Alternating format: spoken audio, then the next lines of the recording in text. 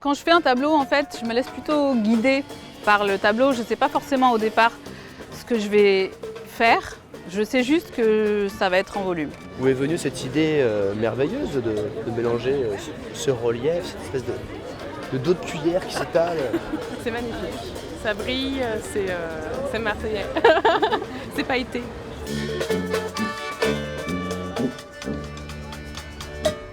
Bonjour, je m'appelle Nathalie et je suis au marché des créateurs à Marseille où je présente mes tableaux en volume pour la première fois.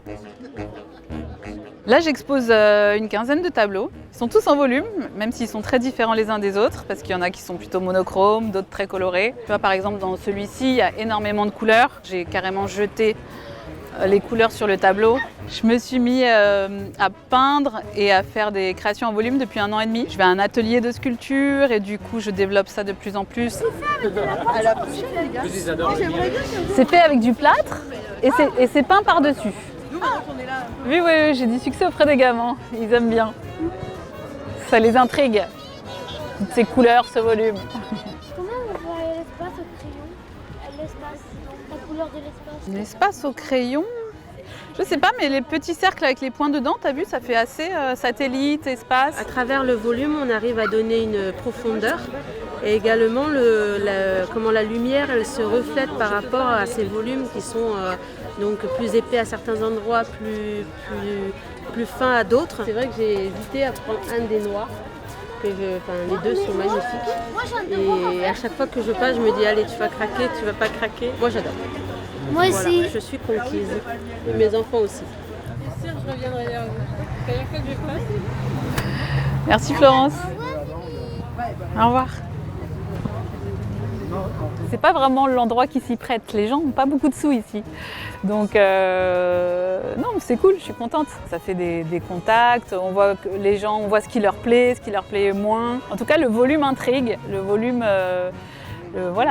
les appelle, ils trouvent ça nouveau, original, donc c'est de bon augure. Beaucoup de gens ici qui me disent ah j'adore, mais en ce moment je peux pas trop parce que je suis j'ai pas de maison, mais je garde vos coordonnées pour plus tard. Enfin, voilà, c'est un peu l'ambiance marché, la plaine.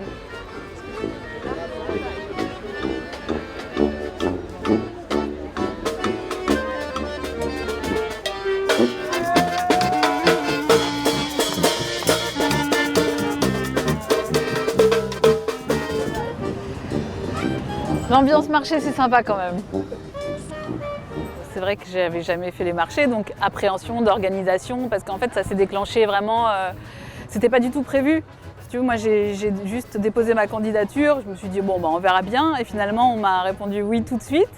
Et du coup, l'organisation a été un petit peu à la volée, à l'arrache. J'ai demandé à quelques personnes, j'ai demandé à l'organisateur du marché ce qu'il en pensait, il m'a donné son avis. Je suis le fondateur et le coordinateur en fait, de cette manifestation qui a 25 ans cette année. Parfois, les exposants ne vont pas systématiquement vendre, mais aussi ils peuvent prendre des contacts et après ils peuvent avoir des commandes. Peut-être quelqu'un va dire « Ah, je voudrais bien un mur peint entier avec cette effet de matière ». Ou un restaurateur qui va commander une série d'assiettes ou de plats des céramistes. Et donc c'est vraiment un lieu d'échange. Mais c'est aussi un lieu de stimulation et j'espère qu'avec cette stimulation, il y a une synergie et qu'ils sont entraînés pour aller un peu plus loin dans leur créativité. C'est vrai que le fait de faire le marché, en fait, ça m'a permis de rencontrer beaucoup de personnes. Par exemple, j'ai une société qui m'a proposé d'exposer tous les mois, en fait, dans un lieu différent. Donc ça, c'est chouette. Un resto-bar également qui m'a proposé d'exposer chez lui. Oui, bien sûr, ça donne l'ouverture sur des choses auxquelles on ne s'attend pas.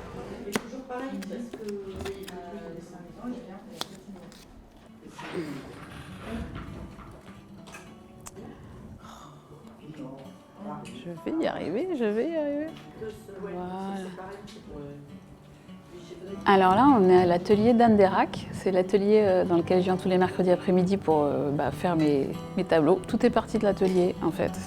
C'est vrai qu'avant je faisais des sculptures mais pas du tout de tableaux en volume. L'idée c'était de préparer quelques œuvres pour dimanche en fait, que j'ai quelques toiles en plus pour le marché des créateurs. En fait le processus c'est vraiment un mélange d'enduit plâtre avec de l'eau, faire quelque chose d'assez solide que je mets ensuite sur la toile et que je modèle un petit peu pour faire des formes. Je cherche dans mes gestes un peu un équilibre entre les formes et une homogénéité. Quand tu travailles la matière, c'est relaxant, c'est détendu. Souvent quand je suis, bon là je suis à l'atelier, mais quand je suis chez moi, j'écoute des audios ou je mets de la musique.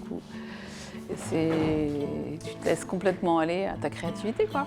Il y a beaucoup d'inspiration dans cet atelier, c'est très hétéroclite, on fait chacun des choses assez différentes et c'est vraiment un lieu dans lequel on se sent bien. Tout est détendu, chacun fait son truc et en même temps on lui demande des conseils quand on en a besoin. Moi c'est plutôt dans la partie technique, comment faire en sorte que ça tienne, comment renforcer les toiles, des choses comme ça. Alors, comment je peux améliorer ? Moi, ce que j'aime bien, c'est quand ils sont un peu plus écartés et plus striés. Je pense qu'il faut que tu arrives à en faire certains un peu plus organisés. Tu en as fait précédemment, où tu avais justement fait, c'était un peu plus organisé et un peu plus aéré surtout. J'ai un peu envie de me professionnaliser, c'est sûr. Après, te dire que je vais faire que ça, pour l'instant, je ne sais pas. Mais de plus en plus, je prends du temps pour peindre et sculpter. Mes projets pour après, c'est surtout aller voir des concept stores parce qu'on m'a conseillé beaucoup de me diriger vers ce genre de magasin, un peu design, branché. Voilà. Et puis surtout laisser se faire le bouche à oreille, c'est encore mieux.